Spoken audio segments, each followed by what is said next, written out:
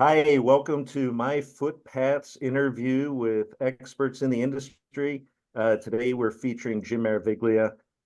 We are preparing this discussion, especially in alignment with a number of the technology conferences that are being released that are supportive of enrollment management in higher education. And a little background on Jim before I ask him a few questions. He's spent his business cards are actually 6 inches long because he's worked at the place with the most characters. So he's worked at Cal Poly SLO, San Luis Obispo. There's so many letters in that. I think it technically is the longest named institution in the country. So he's California run their Public enrollment management and marketing. University, yeah. He's run their programs there for years, decades actually, enrollment management and marketing. He's also spent time at Central Washington, Triton College, Chicago State, and he's got a huge background in marketing, including with the White Sox. And he's got a little bit of background in the wrestling world there, don't you, Jim? Yeah, I wrestling, football, I coached both. I was all-American football player and won a couple national championships as a wrestling coach. So yeah. Humblest guy now, also an expert on Italian beef and deep dish pizza. There you Uh, go. There's where my real expertise lies. but a good friend, a good colleague for decades, and who doesn't know Jim? That one of my fondest memories with Jim, or funniest maybe, is he and I were getting ready to do a presentation at SEM conference with Lee Young and Rob Scheinkoff. And I don't know what the reason was or who started it, but we all decided to start sharing our scars from surgeries. And we're doing this, and we're taking our clothes off at the SEM conference, and then the audience started coming in. They're like, "What are these four guys doing?" I don't know if you remember that, but that was God, yeah, God, yeah. I think I've added a lot since too. yeah, me too. So Jim, so glad to have you here. Can you speak a little bit about, so you've been in the industry. I mean, it's like you were here when enrollment management started, and Right. now you've seen it move along, and you were part of the start and the whole evolution. Some of the technological platforms that have helped move us from, the paper and the microfiche to where we are today. Any of them that have been particularly memorable to you? Well, I mean, going way back, I mean, it was the start of what in the future became CRMs, the technologies. I mean, campuses for years had to understand the difference between outreach and recruitment, and those that did understood that you needed technology, to support your efforts. And so long ago, dabbling in the CRM and helping a number of campuses jumpstart that in the late 80s and early 90s. Take a lot, even in the old legacy world of the legacy databases, you still had to have tool sets to basically communicate, right? And my background, that goes back to when I was a student and I was a student athlete that was placed in the admissions office. Why? Because, after a long tenure, they replaced the coach, and the new coach came in and didn't have the successes of the old coach. And whose fault was it? Well, it was admissions fault. They went, they couldn't get people in or whatever. So, I happened to dabble even back then in technology, and then getting to, as technology moved, getting to the early 90s, the earliest 1990, being approached about the application and the application process, this laborious paper-driven process. And if I want to go to apply to 3 or 4 places, especially in California, it would take, forever to complete a portfolio. Dabbling then in the early or late 80s, early 90s, then in an online application. And we took it a different step at Cal Poly. We said we want an admission portfolio that we could collect electronically that helps, quote, this campus screen and score applicants, because we had more applicants than we had space. And at the time, I think we were processing about 7,000 applicants, and we had room for maybe half of them. Well, 30 years later, I retired and they're processing 70, 80,000 applicants for the same amount of spaces. Uh, and the cost benefit analysis showed that you could capitalize on both the cognitive and the non-cognitive data that you're collecting in an admission portfolio. And if you're smart enough, you could, before AI, you could do different things to select a cohort. So we built that simultaneous at Cal Poly. We really built a strong recruitment module. We built a dynamic interface with the CRM and the ability to launch marketing efforts and communicate and take outreach to the next level, right? And then we did the same thing with selection. Very competitive campus, um, still a state university, so bound to state law, and then the whammos that come in there with, like in California, Prop 209, what did that do? That changed the world, people still haven't figured that out, but um, so I dabbled in technologies and the necessary relation and helping us build the necessary relationship. And then that helped launch an enrollment management effort, which became life cycle management, right? And then as I took on like a chief marketing officer role at Cal Poly, for example, I had to be concerned about what we were doing on the development side and a $500 million capital campaign. So then in the life cycle management was expanded and the brand promise became crucial, So that's been my involvement in strategic enrollment management and the game over the last, and even marketing and communications over my career. No, So that's awesome. quick highlight, right? Yeah, no, for sure. You were for sure one of the pioneers of developing customized and personalized video kind of testimonials Yeah. related to different majors. You know, these universities today have 200 majors. How's an admissions person go out and sell a place?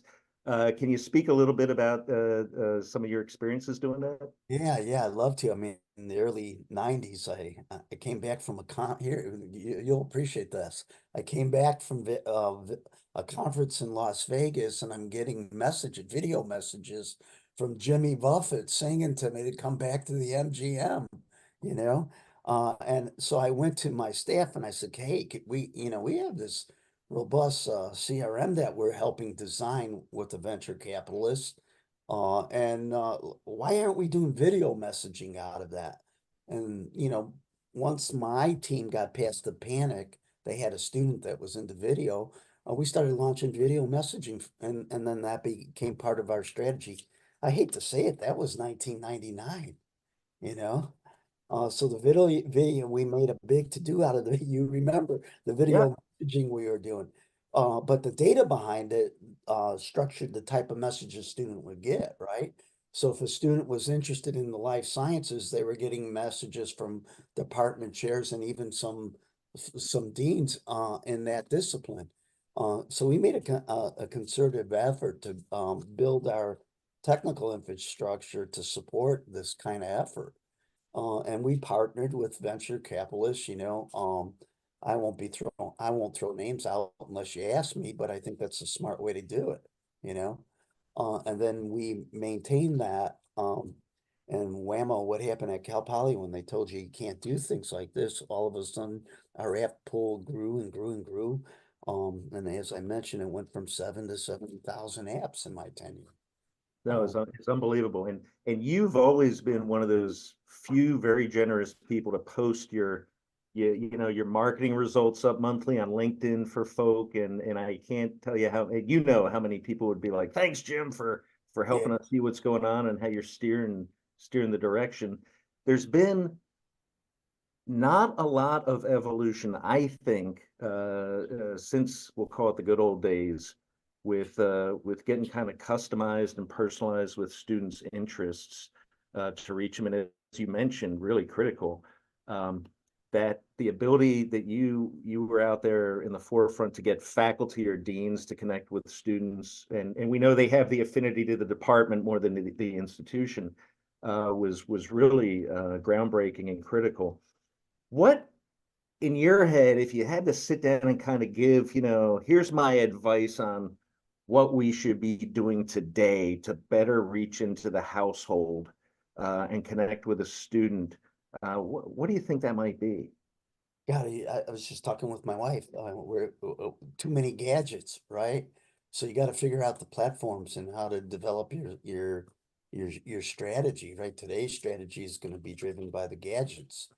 And I was just chatting with a former department chair and now associate vice president enrollment management at Cal Poly, a colleague, and we were talking about uh, the communication flows and how students are communicating and how institutions can't keep up with the infrastructure, needed. So you have to figure out what's going to work and what's not going to do work, and then really design a strategy, right? And put the strategy in place. And you have to run it at least 18 months. That's the other thing. Everybody wants instant success. I want Right. my numbers tomorrow. Well, you just Right. gave it to me today. Well, here's what the forecasting tool says, they're not there, but I see. So it's combining your data to the gadget, to to your the type of technology you put in place to address the issue. Yeah. Uh, and no doubt the changing media has changed everything out there. Used to be you had this old clunker relational, you had a a mainframe database and things like that. Those days are long gone as well. So how are you protecting your data? Where is it at? This cloud, that cloud. How are you using that data to develop your communication plan and things like that? No, that's a So great point. it's all intersecting, and it's like, whoa. I told I told someone today that there's too many gadgets out there. You got to figure out the ones that work well with your audience, and it better be life cycle. It can't just be this front loading effort where everyone's worried about the front door. You have to worry about the life cycle, because you should have a commitment to any student that steps foot on that campus, that what they're going to graduate, and you should be helping nurture that through the life cycle. Now, if you're doing predictive modeling off your data that you're collecting, you should know who needs the most support and who doesn't, and then tailor your message, everything you're doing on that as well, right? So because you could do predictive modeling if you're using your data effectively, and then you could go right through that life cycle. And then No, if you're, agreed. Yeah. And you brought up earlier the non-cognitive variable oh assessments. yeah, Those are critical, just like you mentioned, the grit factor that you can't see in a transcript. And if you're exactly. going to admit them, how are you going to support, you can allocate your restricted budgets and things like that. So you mentioned the very critical topic of retaining students, and your institution did great. I mean, the application pool was huge. You could be highly selective. You brought in a huge cadre of students who were very high achieving. The average four-year institutions graduating 6 years at about 60%. So we're losing 40% of the people. Right now, we've got about 50 million people in the country who have, either started going to school and not finished, or applied and didn't actually enroll. So if we're thinking a little bit about technological support, there are, and I'm making this up, but a million different tools out there. Once a student's in the institution, what are kind of your perspectives on, some vendors have a one size fits all. There's a lot of bolt-ons. There's a lot of different platforms. Do you have a view on what's a good route for a university to consider to help retain their students Well, with the support of technology? yeah, I mean, it's rely, you're talking about different data flows and everything. You have to rely on you have an enterprise system typically at universities that support admissions, financial aid, records, You know the songs, but and then you also have the tool sets, hopefully with automated data interfaces, say such as a CRM, and then some of the modern software available where you can really nurture that relationship, helps you get at data if you're collecting it all in the right spot, and you could get at it through your data mart or your data warehouse, to help you develop strategies, and see what works and what doesn't work. It's amazing to me that people today, it's what, 2024? And this is a discussion of 1979, 1980, I remember developing that first electronic admission portfolio with a venture part. It was really the initial launch was Duncan Murdoch when he was at USC, and ourselves at Cal Poly, me, with XApp. That was a company at the time. I think they're still out there. Um, I know they're out there, and it was a good partnership. So it's understanding all this, and then again, though, it's the strategy and getting people to buy into to the need. There's no quick fix to anything, right? And many of your executive leadership today want quick fixes. Hey, if I give you this money, what are you going to do? Oh, well, wait, I got to put a plan in place. And the typical strategy are minimum 18 months, right? I realize I remember when I got to Cal Poly, they had lost 30% of their pool between 2 years before I got there and when I arrived. And the provost said to me, what are you going to do to rebuild this? And I said, here's what I need to do. And he says, okay, how long can you do it next year? I said, no, it's going to take me 3 years. And here's an interesting point. He said, you got 18 months. And so I've always stuck with the 18 months because that was one dynamic provost that knew what he was doing. That's Uh, awesome. so I think that's a good answer, but you're in a different world today with even your media, right? Totally different, but it's tying it together and staying true to the strategy. I don't know how, maybe it's because I was a football player, but I admire a coach that goes in there with a game plan and is sticking to his game plan, but can react when he needs to react, and with a 2-minute drive, right? So, Yep. but it's all choreographed and it's all there on that sheet. And I don't know. I'm in California, so I watch the coach of the Rams, and I say, I watched the coach of the Niners, two geniuses in the game, man. And I'm a poor Bears fan, crying in my beer. Good thing I don't drink. So I think that's the answer there, Luke. I think it's understanding what's the ultimate goal? Build and foster a lifelong relationship with varied audiences. How are we going to get there? Understand what works and what doesn't work. Uh, the worst thing you could do though is dabble in technology and throw all these bolt-ons that aren't connected, and people are getting bombed by the gadget. Um, that's not what a student wants. That's definitely not what parents want. And then understand your data points. I mentioned parents, right? Parents are playing key roles differently. And first gen parents are totally different. You have to have a different strategy to nurture your first gen students, right? And their parents. Yep. Parents care just as much as someone whose mom and dad are lawyers or PhDs or doctors. Parents care just maybe even more, but they don't know the tool sets in many cases, and you have to help. You have to help educate everyone. That's fantastic. Last question for you, Jim. I know you have been a again a pioneer, a groundbreaker in working with different types of firms and helping them develop what they're doing. Do you have advice for today's enrollment managers on how they might become beta partners or Yeah. push the envelope to customize or things like that? What's your secret sauce there? The secret sauce is, you have to get, when they're going to come to you and want to sell you their idea, right? And first of all, you have to be able to analyze if their idea fits or if you could use their idea, but maybe modify it or you can't use it. That's three things. So people are coming to you with their idea, with their life, many of these. And you got to figure out how that fits or doesn't fit or what you can complement or not use. And I never shied away from partners. I mentioned XApp. I'll mention the old Hobson's group. I was a catalyst behind a lot of them.